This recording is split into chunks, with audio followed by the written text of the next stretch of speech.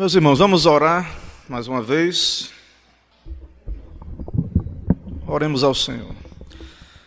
Senhor, eis-nos aqui na Tua presença, no Teu dia. Já Te adoramos, tivemos um momento devocional. E nesse momento, ó Pai, queremos aprender mais. Pedimos a Tua graça, a Tua bênção para esse momento. Nos ajuda a caminhar aqui nesse assunto que é da Tua palavra, nos ilumina.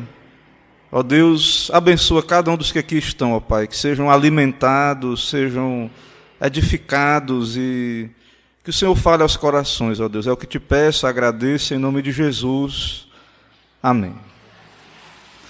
Irmãos, vou tentar ser objetivo, perdemos um tempinho aí nos avisos. Eu vou começar citando o versículo base que temos aqui, 1 Pedro 2,5. Também vós mesmos, como pedras que vivem, sois edificados casa espiritual, para ser de sacerdócio santo, a fim de oferecer de sacrifícios espirituais agradáveis a Deus por intermédio de Jesus. Então, nós estamos falando das boas obras, nós vamos concluir hoje, se Deus permitir. Então, nós somos pedras vivas, todos nós somos pedras vivas, para oferecermos a Deus sacrifícios agradáveis por intermédio de Cristo. Então isso é muito importante. Como é que as nossas boas obras são agradáveis a Deus? Por Jesus, por intermédio de Jesus, de Cristo Jesus. Então esse versículo deixa claro isso. Vou pedir para a Emerson pegar ali o livro, acho que eu esqueci ali na minha bolsa ali, o Guia de Estudos da Confissão. Acho que eu não peguei. Vê se está aí, Emerson, para mim. Irmãos, eu vou ler a seção 6 do capítulo 16 das Boas Obras. Nós vamos ver duas sessões aqui, se Deus permitir, se der tempo.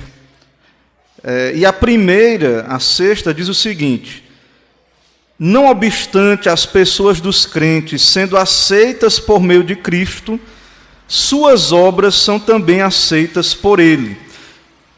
Na questão das boas obras, como é que eu sei se as minhas obras são aceitáveis diante de Deus? Não é só crente, há um sentido em que só o crente genuíno faz boas obras. Mas a gente olha ao redor, e nós vamos falar disso, as pessoas não crentes fazem coisas boas também, fazem boas obras. Mas como é que a gente vê isso? Porque às vezes as pessoas olham para a igreja, e às vezes a igreja pode passar por um momento de pobreza de boas obras, né? A pessoa olha e diz, a igreja não está praticando as boas obras. Aí a pessoa compara, ela olha para o mundo e ela diz assim, mas lá fora há muitas pessoas que não servem a Cristo e elas praticam as boas obras. E como é que fica isso, né? Como é que Deus vê isso? O que é que a Bíblia diz sobre isso? Então, os crentes são aceitos por meio de Cristo, e suas obras também são aceitas por meio dele. Não como se fossem nessa vida inteiramente puras e irrepreensíveis à vista de Deus. Então, as nossas boas obras não são puras à vista de Deus, mas Deus nos vê por meio de Jesus, e nos aceita e nos recompensa a nossa sinceridade por meio de Cristo, mesmo sendo fracos. Porque assim, a gente aprendeu nas aulas anteriores que somos servos inúteis, que nossas boas obras são deficientes. E aí alguém pode dizer assim, pastor, o senhor falou que a gente é tão mal, ruim, né? Pessoas más, deficientes, nós somos servos inúteis. E como é que pode, né? Como é que Deus aceita boas obras de pessoas como nós? Só Jesus é bom, só Deus é bom. Só Jesus é o justo. Não há justo nenhum sequer. Como é que Deus me aceita? O que eu faço para Ele, para a glória dEle, né? Então, nós vamos ver algo sobre isso. Então, essa aceitação, ela é por meio de Cristo. A confissão de fé, ela foi escrita em outro idioma, né? na língua inglesa. Nesse livro aqui, no Guia de Estudos, que a nossa editora publicou, nesse livro você vai ter, eu sei que nem todos, né, vão ter esse acesso aí à língua original da confissão, Mas, para essa sessão aqui, isso é muito importante. Eu vou ler os versículos daqui a pouco, também que a confissão cita. Mas existe uma mudança de entendimento dependendo da tradução. E eu creio que essa tradução que temos, ela alterou, não assim, alterou ao ponto de corromper totalmente, não, mas que o nosso entendimento ele fica um pouco prejudicado. Porque em português nós temos assim: entretanto, porque os crentes são aceitos por meio de Cristo, as obras dele também são aceitas nele. E no inglês ele tem uma palavra, né, uma palavra em inglês, que é através, é uma palavra, eu não vou citar para não trazer panela, né, como o pessoal diz, mas nós somos aceitos nele, e tem uma palavra que ela significa mais do que por meio de Cristo, é através dele. O entendimento seria mais ou menos esse. Então, Paulo, em Efésios 1,6, ele diz que, para o louvor da glória de sua graça, que ele nos concedeu gratuitamente no amado, nós estamos nele, nós somos aceitos através dele. Não entres em juízo com teu servo, Salmo 143, porque à tua vista não há justo nenhum vivente. Certo? Eu vou seguir aí para a exposição, então. Certo? Eu tenho alguns versículos aí, os irmãos vejam os outros. Então, como é que as nossas boas obras podem ser aceitáveis diante de Deus? Apenas por meio do mediador. Certo? Apenas, você mesmo crente. Ah, pastor, mas eu sou crente, regenerado. Eu tenho o Espírito Santo. Eu tenho a nova natureza. Eu sou nova criação. Né? Tenho o Espírito Santo. Sou um crente cheio do Espírito Santo. Sua boa obra só é aceita por causa de Cristo. Somente nele você é aceito diante do Pai. Ele nos vê em Cristo, ele aceita nossas boas obras porque estamos em Cristo. De outro modo, somos odiosos diante de Deus. Então, há uma ideia bíblica de cobertura. O sangue de Jesus nos cobre. Certo? Essa ideia de cobrir, de Jesus nos cobrir, está lá no Antigo Testamento. Então, Isaías diz que as nossas obras, né, são trapo de imundícia. No livro de Zacarias, no capítulo 3, para ganhar tempo eu não vou lá ler o capítulo e me deter, o sacerdote Josué está imundo, com vestes imundas. E aí ele é tirado dessa veste imunda e dado uma veste nova para ele. E essa figura, essa metáfora, é o que Jesus faz conosco. Né? Mas mesmo crente, mesmo nós, crentes, nossas obras, né, nós precisamos ser cobertos por Jesus. Essa ideia ela está lá no propiciatório, no tabernáculo, lá na Arca da Aliança, na tampa da arca, tinha um negócio chamado propiciatório. Dentro estavam os 10 mandamentos. O sangue era colocado ali, na tampa. Então, simbolizando que Jesus cobre os nossos pecados pelo seu sangue. Então, a única maneira das nossas boas obras serem aceitas diante de Deus é por meio de Jesus. Então, Deus olha para nós como um pai, ele nos adotou na família, né? Fomos justificados, adotados. Ele olha para nós, ele vê as imperfeições. A gente não vê. Eu não vejo, você não pode não ver. Alguém, a gente pode dizer, naquele irmão, tem até uma brincadeira o pessoal dizendo no seminário do diretor, né? Dizer, o pastor Maeli, a gente só sabe que ele tem pecado porque a Bíblia diz que ele tem pecado. O homem é santo demais. Pronto, mesmo esse irmão, né, o mais santo, cheio do Espírito, isso é assim, diante de Deus, Deus sabe as imperfeições. A gente, não estou dizendo que a gente tem que ficar escavucando imperfeição de ninguém, não. Mas o que eu estou dizendo é que o nosso olhar, ele é limitado. Nós não conseguimos ver como Deus vê. Então, Deus recompensa por graça. Ele vê lá, é que nem, vai ter aqui na frente, ele vai dizer, Um pai, né?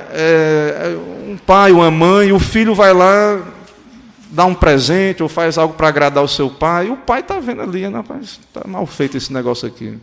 Mas ele aceita, né? Ele recebe, né? Aquele presente, né?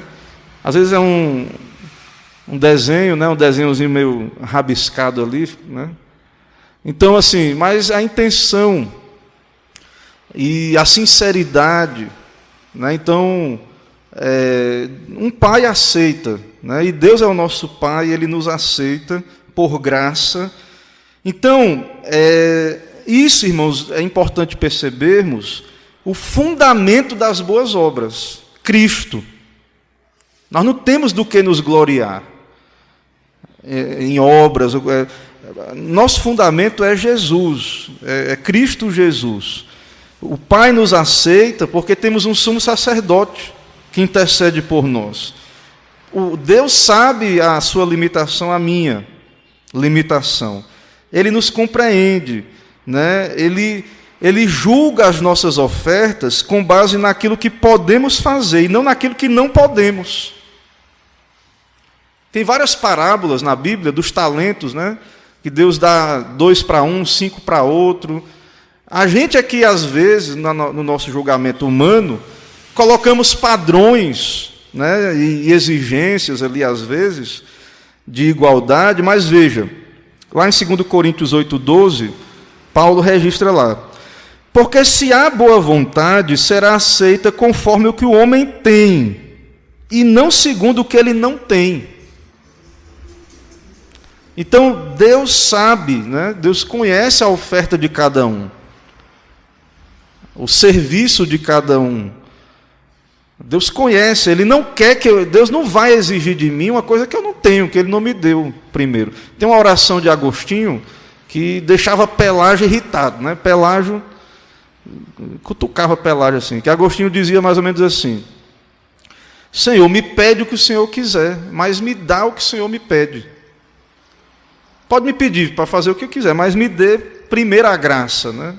Para que eu consiga fazer. Então, Deus não vai lhe cobrar o que você não tem.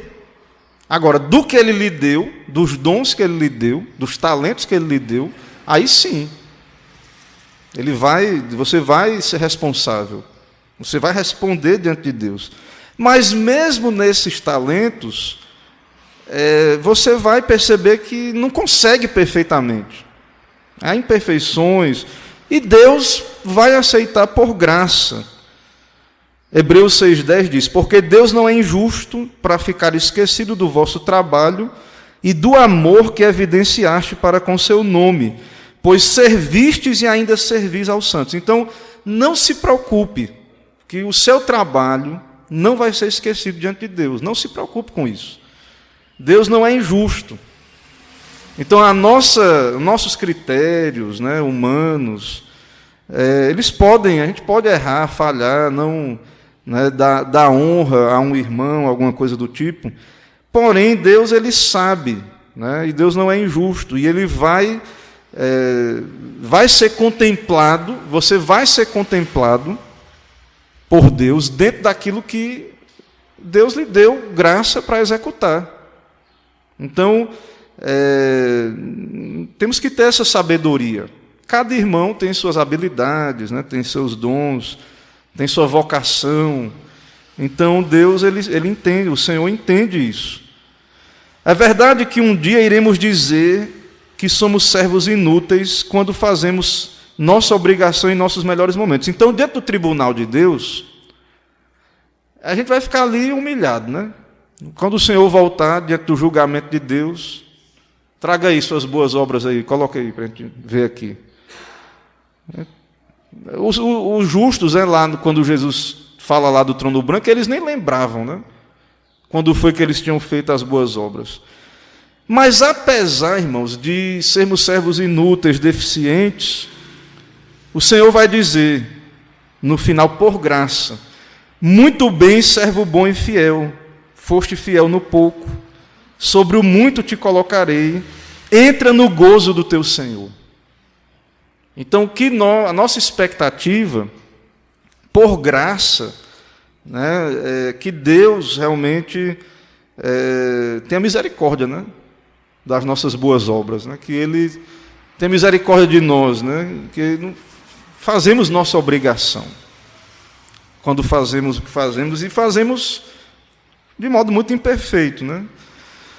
Irmãos, até aqui essa é a primeira sessão. Então, as boas obras dos justos, dos santos, dos crentes, são aceitas por causa de Cristo. O melhor crente, apóstolo Paulo, o santo mais santo que você conhece, os grandes pastores, né, que temos hoje, grandes pregadores que Deus levanta, que admiramos, eles são pecadores como nós, e Deus os aceita, eles são servos do Senhor, e por graça irá os recompensar, certo? Então, não há vidas inteiramente irrepreensíveis à vista de Deus, né? Nós temos que ter boa reputação, bom testemunho diante dos homens, mas diante de Deus não há ninguém irrepreensível, né? Mas Deus nos vê através de Cristo, nos aceita e nos recompensa, mesmo em meio a essas imperfeições. Então, a base é essa, o fundamento é isso. Quando vamos praticar nossas boas obras, tem que ser em Cristo, através de Cristo, para a glória de Cristo, nessa esperança de que Deus, o Senhor, por graça, receba essas obras. Ok? Nesse ponto, sobre as boas obras dos crentes. Alguma dúvida? Perguntas? Tem um microfone ali, é o desafio, né? Quem quer perguntar, né, Gabriel? Vai ter que ter coragem de ir lá no microfone, ou então pedir, tem um cabo maior, dá para estender também ali, o irmão pode levar. Então, se não, vamos seguindo. A última, diga lá, meu irmão, diácono Raimundão, grande Raimundão. O senhor falou sobre as boas obras. Os 3 que foi escolhido para tomar conta do comércio do moço, que ele deu 5, 2 e 1, os 2 primeiros, ele fez boas obras. E o último, ele não fez boas obras, ele foi castigado? Sim. Ele enterrou, né, o talento dele, né? Você vê lá na parábola que ele teve um medo carnal, né, do Senhor, nem colocou no banco o dinheiro, né, e simplesmente enterrou aquele talento, né? Então, as boas obras, irmãos, assim, nós não somos salvos pelas boas obras, mas as boas obras são a evidência de uma fé genuína. Então, nós vamos falar aqui mais na frente o seguinte: há um sentido que você é salvo, outra coisa também, viu, Raimundão, que eu vou falar agora aqui, da justificação. Há um sentido em que você é salvo pelas boas obras de Cristo. Então, essa pessoa aí, lá da parábola, ela é um tipo daquela pessoa que ele não tinha as boas obras de Cristo também. Porque mesmo que, por exemplo, o ladrão da cruz não deu tempo de fazer boas obras. Mas ele tinha a justiça de Cristo. Eu vou falar sobre isso aqui. Então, quando a gente fala assim que não tem boas obras, o fundamento da salvação, da minha salvação, da sua, são as boas obras de Jesus. Por essas boas obras de Jesus, aplicadas a nós pela fé, nós somos justificados. E o justificado vai também produzir boas obras imperfeitas, mas ele vai produzir, por graça, essas boas obras. E essas boas obras feitas em Cristo vão ser aceitas por graça. A ideia do argumento é isso. Certo? Mas eu vou explicar aqui mais na frente. Porque que não tem ninguém assim, sem... A fé não vai ser nula totalmente. Ela vai produzir algo. Entende? É porque na própria leitura, nessa parábola, ele diz ao moço que enterrou que guardou o dinheiro, sim, que ele sabia tudo da vida do patrão, e sabia que o patrão era exigente, cobrava muito, então ele teve que guardar o dinheiro para não ter a reclamação do patrão.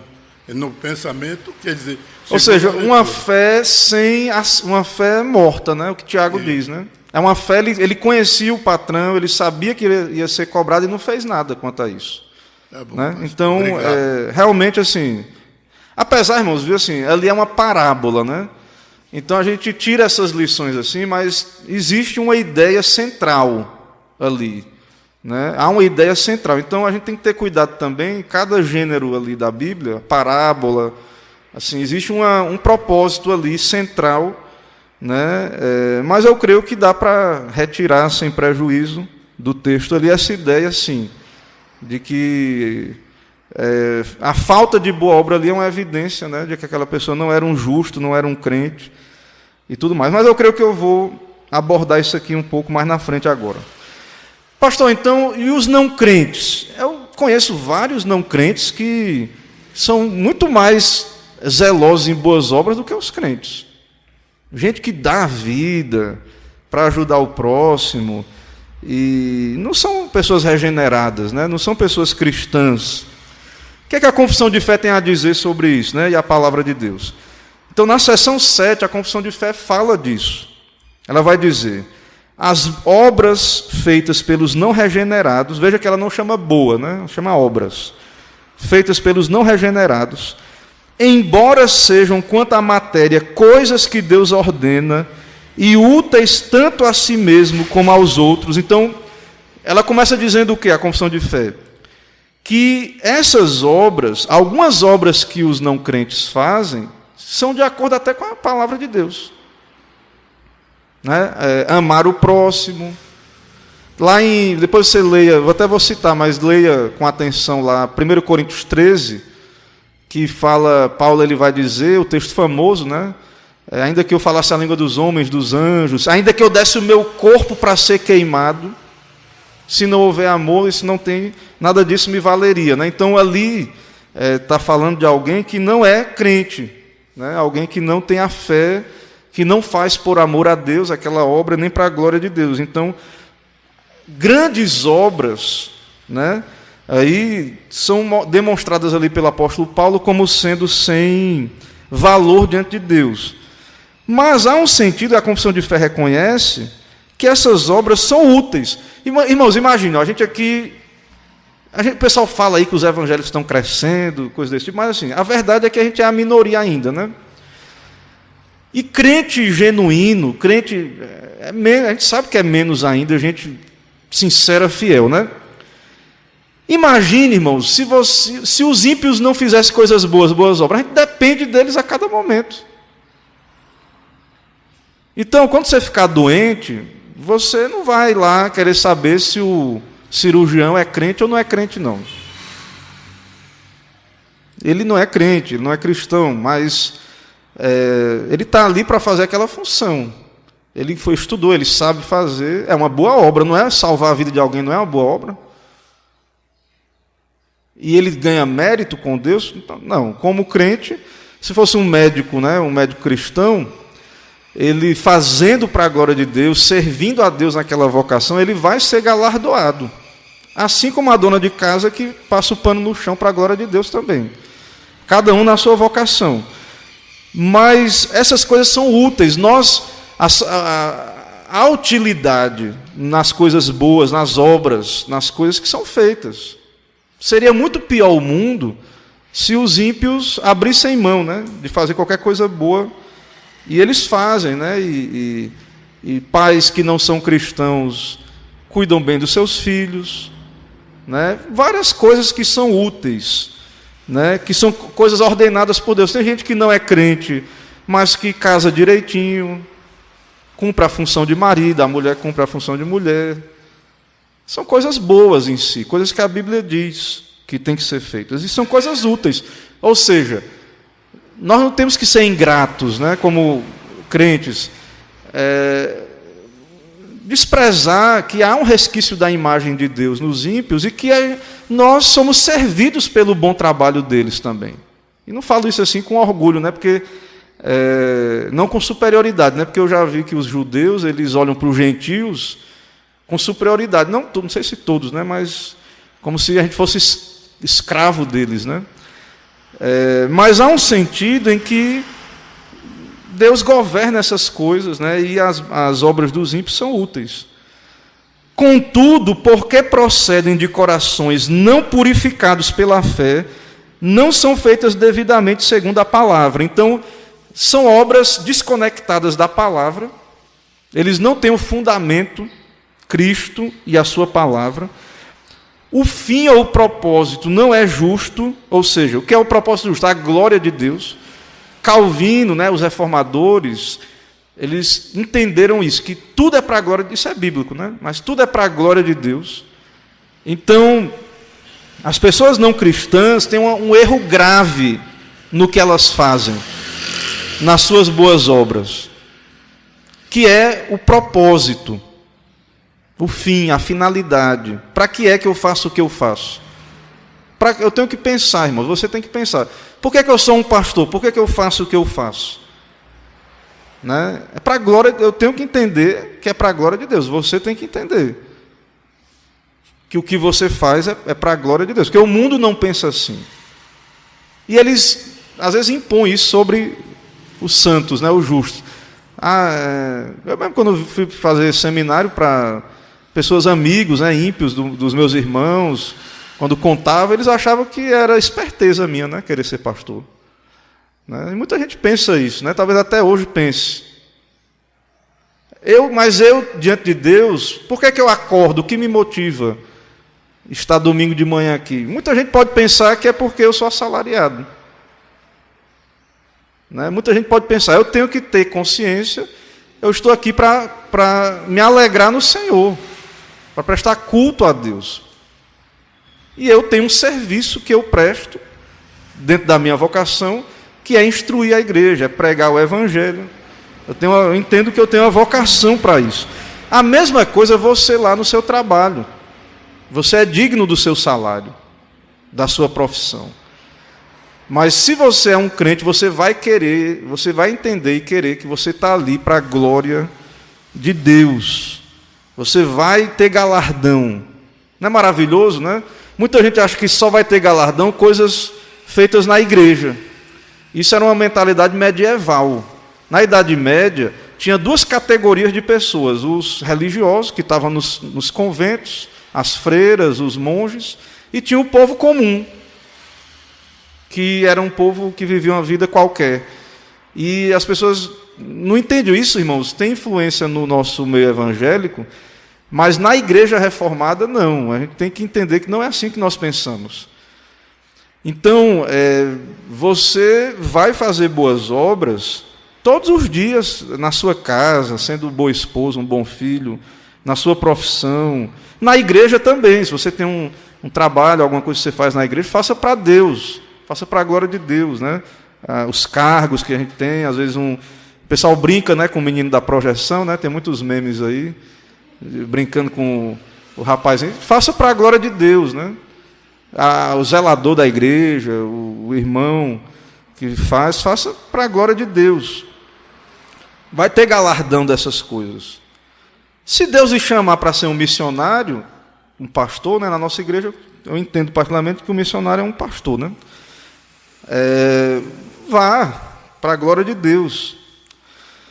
Certo? Então, há um defeito, um problema que torna inutilizada as obras dos ímpios, que é o propósito. São pecaminosas e não podem agradar a Deus.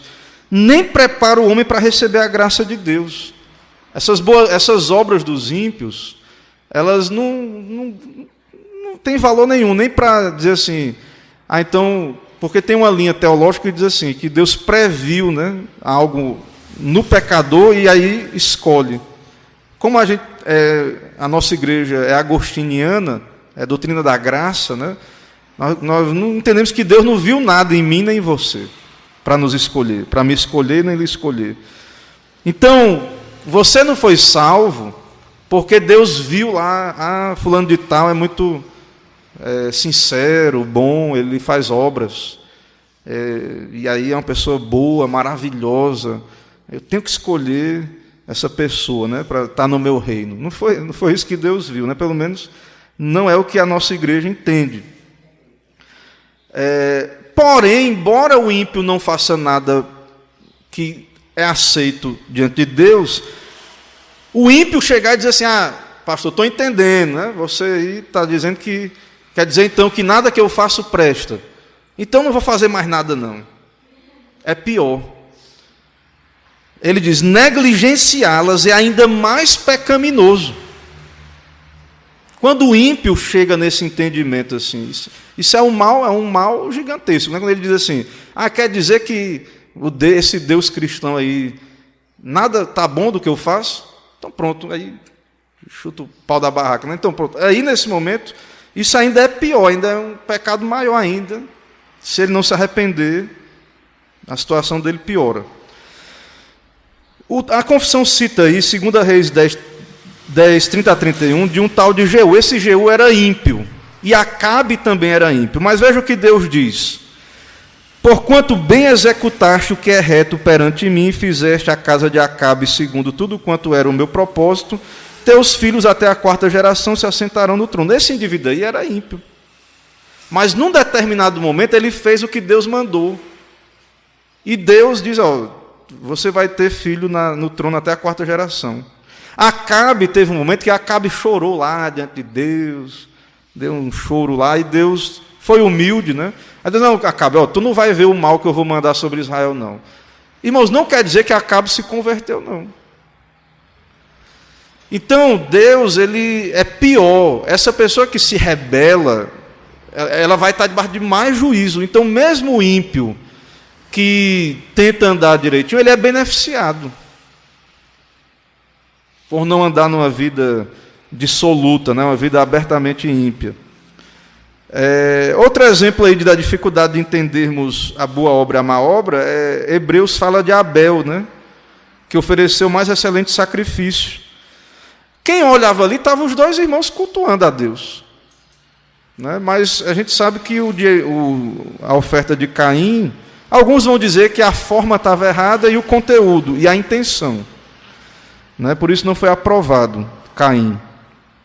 Mas externamente os dois estavam cultuando. Poxa, o que é que Deus quer mais, né? Os dois estavam adorando, né? Mas de fato, sem fé é impossível agradar a Deus. Então Caim não tinha fé, né? Ele diz aí, Hebreus, né? É necessário que aquele que se aproxima creia que ele existe e que se torna galardoador dos que o buscam. E lá depois, eu vou citar aí, mas você pode ler o capítulo todo depois, 1 Coríntios 13, 3. Ainda que eu distribua todos os meus bens entre os pobres, ainda que eu entregue o meu corpo para ser queimado, se não tiver amor, nada disso me aproveitará. Então, a obra do não regenerado, essa pessoa não regenerada, ela não ama a Deus, ela não tem o alvo, a glória de Deus. Agora, essas obras são úteis. Há um sentido de gradação que é melhor do que ela não fazer nada, né? Em certo sentido. Mas para ser aceito, justificado, isso não tem efeito. E, assim, não vai ganhar bônus nenhum no final por isso. Certo? Então, os não cristãos, às vezes você olha um não cristão e diz, essa pessoa é ética. E não é crente. Eu vejo uns crentes que torto aí, e a pessoa não é crente. Inclusive, na história da igreja, alguns pais da igreja, olhando para os gentios gregos, eles, acho que foi Justino, ele tinha a doutrina do logos espermáticos, que ele dizia que Deus distribuiu entre os ímpios uma luz da natureza, que eles iam ser salvos por essa luz aí, o logos espermáticos aí, e aí eles criam na salvação de gente não crente, que não tinha a Bíblia, porque eles viam ética, moral nessas pessoas lá, e ficavam assim meio confusos, né? Poxa, a pessoa não é crente, mas uma pessoa boa, será que Deus não vai aceitar, né, ela no final? Então, Deus, ele é o fundamento, irmãos. Deus olha a intenção, certo, das obras. Ele olha a motivação, a intenção dessas pessoas, certo? Suas ações procedem de um coração não purificado. Tudo está contaminado. Para os para os impuros, tudo é impuro, tudo ele contamina. Onde ele pega, ele contamina. O não regenerado, tudo é impuro para ele. Tem até acho que é em Tito que Paulo fala sobre isso, que para os puros tudo é puro, para o impuro nada é puro. Então, eles conseguem contaminar tudo com essa impureza. Se eles não se arrependerem, as boas obras vão ser queimadas no fogo, né? Não no sentido de alguns, né, que Paulo diz que alguns vão ter as obras queimadas, mas vão ser salvos como que pelo fogo. As obras de alguns são pedras preciosas, outros madeira, mas tem salvo, né, gente que vai ser salva, que não vai escapar nenhuma obra. Às vezes é algo misterioso, né, como é que vai ser isso, mas talvez porque não entenderam bem, né, o propósito das boas obras. Mas os ímpios é perca total, irmãos. Os feitos deles, pode deixar a biografia maior que for, todo mundo, né, morre o homem, nasce o mito, né, o pessoal diz, né? Morre o homem, nasce. Pode ser que todo mundo ache que a pessoa é mais maravilhosa do mundo, se ela não é crente, se ela não é regenerada, é perca total das suas obras. Isso é perca total. Suas ações não vêm do coração purificado. Eles não são justos, mas pecadores. Não podem agradar a Deus. E isso, irmãos, aí vem a coisa que é confrontadora. A gente está falando assim, às vezes dá a entender que é pessoas lá fora, que é assim, uma divisão, né? Não, crente, o justo é o que está dentro da igreja, o ímpio é o que está fora. Mas não é, a Bíblia não mostra essa divisão bem assim. Por exemplo, no Antigo Testamento, os israelitas observavam as festas e cerimônias que Deus havia estabelecido. Eles aprenderam a fazer as coisas externamente. Mas no Salmo 51, né, Davi diz: sacrifícios agradáveis a Deus são o espírito quebrantado, coração compungido e contrito não desprezarás. Então, Deus olha, sim, a questão da intenção, como a gente viu na primeira sessão dos justos, né, dos regenerados. Em Amós 5, 21 e 22, Deus diz dos crentes do Antigo Testamento, da igreja: aborreça e despreza as vossas festas, vossas assembleias solenes, não tenho nenhum prazer. Ainda que ofereçais holocaustos, ofertas de manjares, não me agradarei deles, nem atentarei para as ofertas. Porque essas pessoas que estão ali cultuando não têm corações regenerados, não estão arrependidas. Então, Deus, a gente vê, é como eu falei de Caim e Abel, ou então você vê ali o povo judeu, estava todo mundo ali. Quem é que diria que tinha alguma coisa errada? Quem olha não vê, né? E Deus sabe, aí Deus está dizendo. Em Jeremias 7, de 1 a 15, que eu não vou ler toda a sessão, mas os profetas diziam: o templo do Senhor é esse. E Deus diz: mas se deveras emendares os vossos caminhos, as vossas obras, praticardes a justiça, não oprimirdes o estrangeiro, etc., né, a viúva, e cuidar da viúva, etc., vos farei habitar nesse lugar. E todos esses textos mostram essa tensão aí, porque quem olhava de fora via, está tudo bem, está tudo ok, o povo está servindo a Deus, as coisas estão sendo feitas no contexto da igreja visível. E aí, em Jeremias, já ali no versículo 8 e 12 do capítulo 7, eles não acreditavam, irmãos, que Deus iria destruir o templo do Senhor. O templo do Senhor, o Senhor vai destruir o seu templo. Jerusalém, a cidade de Deus, o Senhor vai destruir. Aí Deus diz, através de Jeremias: olhe lá para Siló, que antes era o santuário. Siló estava em ruínas. Deus disse que assim faria com o templo e assim se tornaria Jerusalém. Por quê? Porque o povo estava honrando a Deus só com seus lábios, mas os corações estavam longe. Então, uma pessoa que não está com o coração quebrantado, né, uma pessoa que não é justa diante de Deus, ela pode externamente estar tudo bem, a igreja visível, nós, falando de nós mesmo como igreja, né, se a gente não tiver cuidado. A gente pode até aprender o que é que Deus quer, como é que é o culto bíblico, Isso é importante, faz parte. Porém, por que eu tenho que estar no culto? Por que eu tenho que estar no dia do Senhor aqui? Temos que estar congregados. O que é que nos motiva? É a glória de Deus?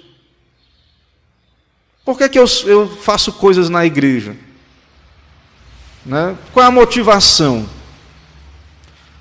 E todos nós, irmãos, podemos incorrer em problemas nessa área, mas a função do pastor, da igreja, do pastoreio, da instrução, a gente tem que ser trazido de volta. Se a gente, por algum acaso, tem outra motivação, ou nem pensa no que está fazendo, nós temos que pensar.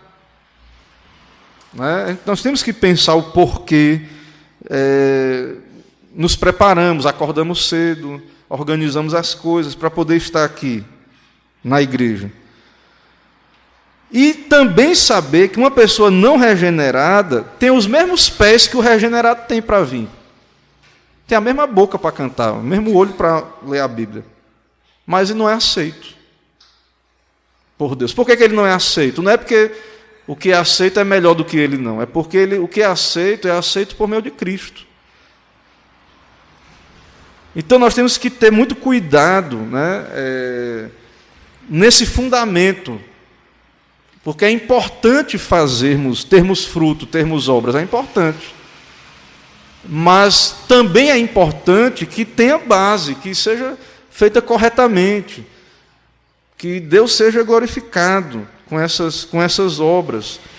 E mesmo que estejamos fazendo exatamente o que Deus quer nesse momento, vamos dizer assim, de modo amplo, né? Você está fazendo o que Deus quer em estar na igreja, congregando. Há base bíblica, por princípios, por inferência, que é o lugar que para você está é na igreja mesmo, dia de domingo, certo? Mas a gente tem que ver, porque se eu, por exemplo, cair no erro de começar a vir para a igreja no dia do Senhor sem alegria, sem cumprir minha função, né? Eu sou pastor, eu recebo salário para estar na igreja. Isso é problema, irmãos. Né? Agora, esse problema, talvez vocês nem fiquem sabendo, mas Deus está sabendo. E no final, eu vou sofrer as consequências disso. A mesma coisa você, eu não sei. Por que você vem para a igreja? Eu não sei qual é a sua motivação. Né? Às vezes não está percebendo o porquê. Né? Os que temos adolescentes e crianças, às vezes porque se acostumou, ou porque o pai traz. Mas você está ouvindo a palavra de Deus, você tem que saber. Deus vai lhe cobrar. Você que tem entendimento, Deus vai lhe cobrar. Por que você tem que acordar de manhã quando o despertador toca lá? Não é porque o pai está puxando a orelha, não. Porque você tem que servir a Deus. Você tem deveres como criatura de Deus, de servir ao Senhor. Isso glorifica a Deus, isso é bom, é agradável diante de Deus. Então, ter comunhão, a gente se vê, é bom também, né? Faz parte também, mas não é o fim principal. É a adoração, é o culto, é Deus. E aí, independente se as coisas estão ruins, é crise, eu estou com menos dinheiro, estou com mais dinheiro, nós temos que estar na igreja como crentes. Cada ocasião, cada momento. Agora, com alegria, sabendo o propósito, né, para a glória de Deus. Então, nós temos que nos examinar. É o autoexame. Porque, de acordo com os padrões de Deus, do que é bom e do que não é, nós temos que usar os padrões de Deus, não da cultura, não o que eu acho. Então, por isso que a gente está ouvindo estudo, pregação. Você tem que estar sendo direcionado para isso. Então, orientado. Então, o pregador ele tem que estar mostrando isso, né? Apontando a lei, o evangelho também, mas a lei também, não só o evangelho, né? E não só a lei. E nós temos que estar percebendo isso. Porque às vezes a gente distancia, a gente começa a pegar outros padrões do que é bom. Não, e Deus, o que é que Deus diz? Então, o nosso senso de justiça não pode ser distorcido. Nós temos que nos medir, irmãos, com a lei de Deus, com a palavra de Deus, com o que Deus tem para nós, né? As vocações, os dons, como a gente falou, né?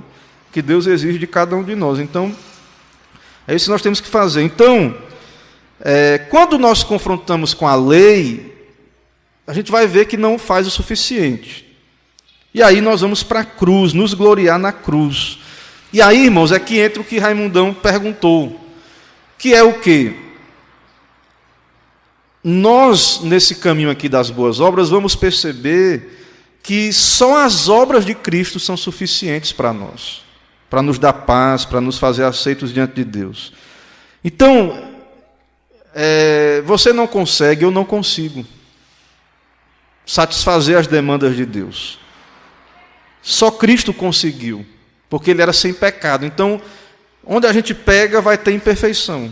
Só Cristo conseguiu. Só as obras dele nos justificam. Então, diante do tribunal de Deus, a principal questão é: você está confiando em qual o seu fundamento na vida e na morte? Você está confiando em quê? Então, nós aqui como igreja, eu como pastor, tenho que lhe dizer: confie em Jesus, nas obras de Jesus. E como é que eu me aproprio dessas obras? Pela fé. Né? A base da nossa justificação são as obras, mas não as nossas, as de Cristo, as dele. Tá, as suas aí, né? Mas as dele. Quando estamos diante de Deus, no dia do juízo, iremos descansar nas nossas obras ou nas de Cristo? Aqui eu vou lhe dizer para você: confie na de Cristo. Se você depender das suas obras, você chegar lá e... Né, muita gente, irmão, se sente desconfortável, não entende, né? Uma vez eu visitei em outro lugar irmãos que eram, não vou falar o gênero, irmãos que eram idosos, já não podiam mais ir para a igreja. E aí, assim, eu via uma dificuldade, né? Porque é triste mesmo, você está acostumado a estar na igreja, né? Mas às vezes assim, a gente acha que a base da nossa salvação é bom se você puder ajudar a dirigir a escola bíblica, dirigir um culto, cantar, conduzir a igreja. São coisas que são boas em si, faça para a glória de Deus. Mas no momento que você estiver de cama e não puder, acontecer uma situação que você não pode estar fazendo coisas para Deus, você continua, você aceita do mesmo jeito. Não estou dizendo, eu não falo isso assim para desmotivar ninguém a servir, a trabalhar na igreja, não. Né? Faça as coisas para a glória de Deus, mas assim, saiba disso, que mesmo que você não possa fazer nada, em tese, né? Porque você pode orar, nós podemos orar, mas mesmo assim que você não consiga fazer mais as coisas para Deus, em tese, né? Você tem as obras de Cristo, você é aceito por meio de Cristo. Né? E isso, irmãos, também a gente tem que ter esse cuidado de amar os irmãos na igreja, independente se eles fazem coisas na igreja. Entendeu? Então, de repente, vai ter irmãos com vários dons que vão poder contribuir grandemente na igreja. Mas, de repente, vai ter aquele irmão que ele vai também contribuir do jeito dele, mas assim, não vai ter nada visível aos nossos olhos. E a gente tem que ter cuidado, porque Deus aceita o culto desse irmão, a vida dele. Volto a dizer, não estou dizendo para desmotivar ninguém a buscar servir a Deus e coisas do tipo, mas a gente tem que ir para ter cuidado de outro extremo, que é ter cuidado de ficar medindo, né? Medindo essas coisas. Irmãos, está até dentro do tempo, né? 11h15, é isso? Eu vou encerrar aqui. Então, o tema, né, da nossa aula de hoje, eu creio que foi satisfeito. Ele diz o seguinte, né? Eu coloquei lá o seguinte no título da aula: as boas obras aceitáveis e as não aceitáveis diante de Deus. Então, não é eu que estou dizendo, viu? Que é que Deus aceita ou não. É a Bíblia, né? A nossa doutrina vai para a Escritura. Então, devemos fazer boas obras, não, né? Sirva a Deus, mas entenda isso. né? Coloque o fundamento correto, construa sobre Cristo o fundamento, e ao olhar lá fora, agradeça a Deus, porque as pessoas fazem o bem, estão servindo, são úteis, né, para a sociedade, mas lembre disso, e ore pelos perdidos, fale de Jesus para eles, porque é muito triste mesmo isso que a gente falou. A gente não pode falar isso sem tristeza, de que muitas pessoas que vivem para o outro, né, de modo altruísta, vivem com profissões, né, que servem ao próximo, mas que às vezes até se orgulham disso, né, mas que finalmente, se elas não se converterem, se elas não estiverem em Cristo, elas vão ser rejeitadas no final. E também aí trazendo para a igreja, pessoas cristãs que estão dentro da igreja e que fazem obras para sua própria glória, né? Fazem obras com outros propósitos, e ou vão ser salvas como que pelo fogo, ou corre o risco de serem pessoas que estão nas trevas, né? Não entenderam o Evangelho, a graça, né? As doutrinas da graça. Então, vou encerrar, não sei se tem tempo, né, para perguntas, não sei como é que está o pique aí dos irmãos, sei que algumas pessoas às vezes têm compromisso, né? Tem que... Pergunte lá, meu irmão, no microfone aí. Eu sou muito... O senhor falou dos ímpios, as pessoas que fazem as obras que não fazem. Sim. Nós tivemos na nossa leitura, nós temos Cornélio, um homem que servia a Deus, ele era italiano, não tinha nada a ver com o povo judeu, nem com a nossa religião, mas ele servia a Deus e Deus colocou um anjo para vir conversar com ele, e naquele momento que ele pergunta ao anjo o que é que ele queria, ele manda que ele fosse encontrar com Pedro. E naquele momento Pedro ouviu a palavra com os homens que foi lá onde Pedro estava trabalhando, e trouxe, e veio com esses homens, e dali muita gente se entregou a Cristo pela obra de Cornélio, que Deus viu. Cornélio não era crente, não era nada, era um italiano, mas ele mandou. Cornélio, ele está numa categoria lá no período do Novo Testamento chamada os tementes a Deus, né? Ele era aquela pessoa que ele não era de fato, ele não era judeu, ele era um gentil, ele não era um crente ainda, ele era um temente a Deus. Então assim, mas ele precisou ouvir a pregação. Então ele era um eleito, né? Nós cremos que ele era um eleito, e Deus enviou a pregação, mas veja que ele precisou crer, e ele vê a palavra, e o Espírito veio ali regenerando. Então ele creu no Senhor, ele foi salvo pela fé. Inclusive Cornélio, quando Pedro chega lá, ele se ajoelha para adorar Pedro. Você vê como ele era desorientado, né? E aí Pedro, não, rapaz, se levante aí, né? Eu sou homem igual a você. Então ele era um temente a Deus. Então, na questão da igreja, às vezes, tem pessoas que Deus aproxima ali, e Deus vai trabalhando, e até que tem um dia que essa pessoa é regenerada, salva.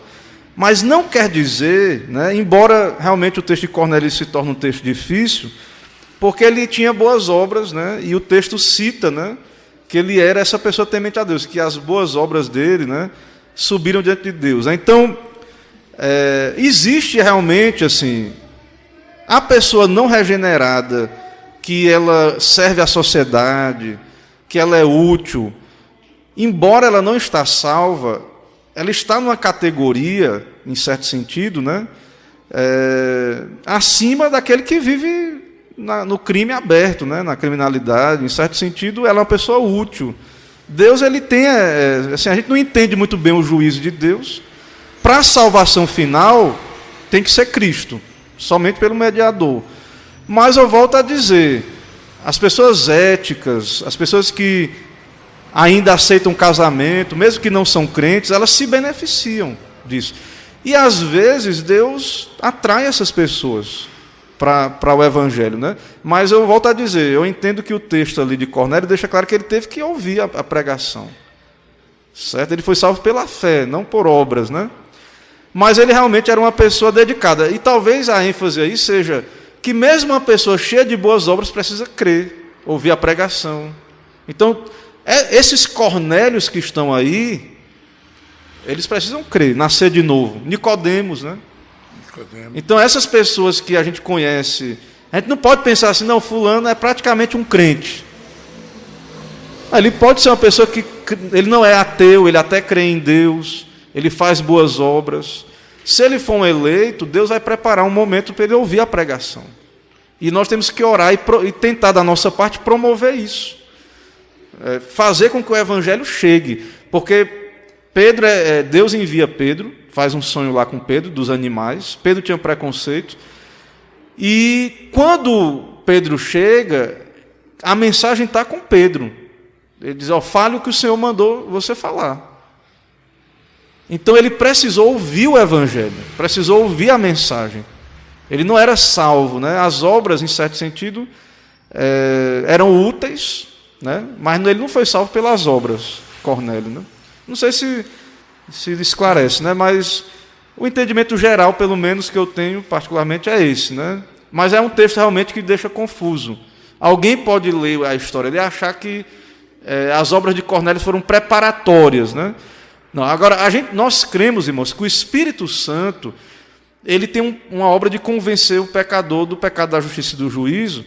Então, antes da pessoa tomar uma decisão definitiva, às vezes ela fica ali perto, ela não é uma pessoa depravada, ela está ali no ambiente, ela tem contato com a Bíblia, com a igreja, ela faz coisas para Deus.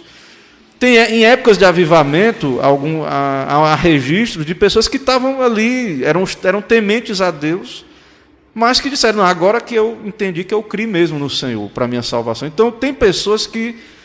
Existe aquela pessoa totalmente alheia, né, longe, existem pessoas que estão nessa esfera de influência. Mas o que é determinante não é isso. Tem que crer e se arrepender. Tem que ser salvo pela graça. Né? Então, não vai ser suficiente naquele dia. Se Pedro não tivesse pregado para Cornélio e o Espírito não tivesse vindo e regenerado, ele estava perdido. Com todas as esmolas que ele fez e obras que ele tinha feito. Todo o trabalho que ele fazia, não adiantava nada. Mas também não pode dizer que não tinha valor o que ele fazia. Mas não tem valor para a salvação. Mas socialmente, todo mundo gostava de Cornélio.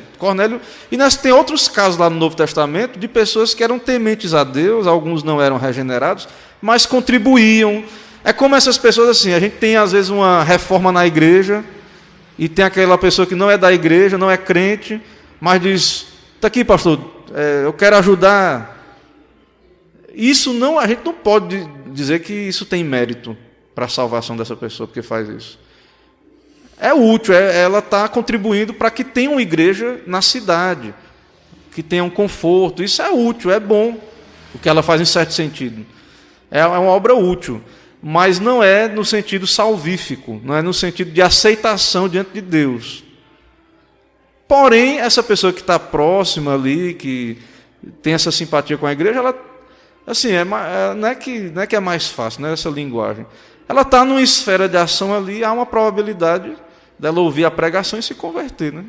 De Deus atrair ela para a conversão. Então, a gente também não pode repelir, né, totalmente essas pessoas da igreja em si. Se a pessoa ela entende, ela chega para você, não sou crente, mas eu entendo que a nossa igreja aqui, nossa cidade, tem que ter uma igreja pregando ali o Evangelho, a igreja de vocês é fiel, eu quero contribuir. A gente recebe. Né? Se não for nada ilícito, não for desvio de dinheiro, nem lavagem, né? Não for nada ilícito, a gente recebe, não há dificuldade quanto a isso não. Porém, a gente não pode dar a entender que essa pessoa está sendo aceita por Deus, que ela está bem com Deus, porque fez isso. Ela tem que ouvir o Evangelho, ela tem que crer, ela tem que se arrepender. Ela não pode achar que Deus vai aceitá-la no final porque ela deu dinheiro para a igreja.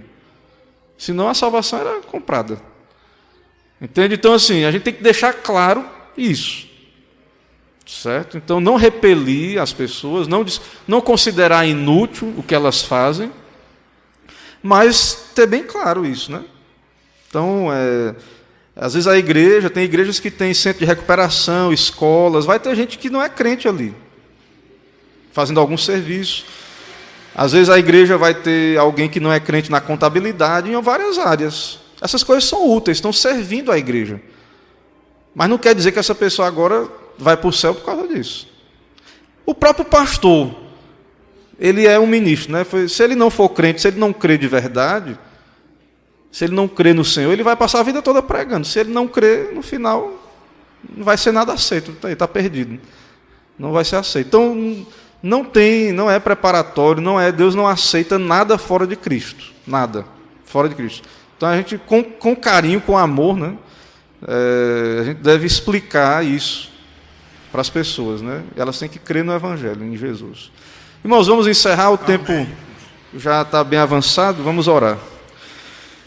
Senhor, queremos te louvar, te bendizer por esse dia teu, por estarmos aprendendo mais da tua palavra, pelos visitantes aqui também que estiveram conosco, os que acompanharam a transmissão, por essa igreja, ó Deus. Nos ajuda a ser uma igreja fiel, bíblica, ter fundamento na rocha que é Cristo, mas também dá-nos graça, ó Pai, para praticarmos as boas obras, que seja para a Tua glória, que essa igreja seja uma igreja rica em boas obras, e tudo para a Tua glória, ó Pai, na orientação do Senhor, boas obras de acordo com a palavra, e que o Senhor receba, ó Deus, a nossa sinceridade, o nosso serviço, por meio de Cristo, e toma aqui as nossas vidas, ó Pai, perdoa os nossos pecados, nos dá um dia de paz, nos traz em paz à noite. É o que te peço, te agradeço em nome de Jesus. Amém. Meus irmãos, vamos em paz, 18 horas, né? Então, tente se programar, né? 18 horas, então você tem que tentar chegar antes, né? Aí 5h50 aí no máximo, né? Tá já pisando aí, entrando na igreja, porque senão a gente acaba ficando muito atrasado. Então, vamos lembrar disso, né? O trabalho começa às 18 horas, então não vamos confundir os horários. Até mais tarde.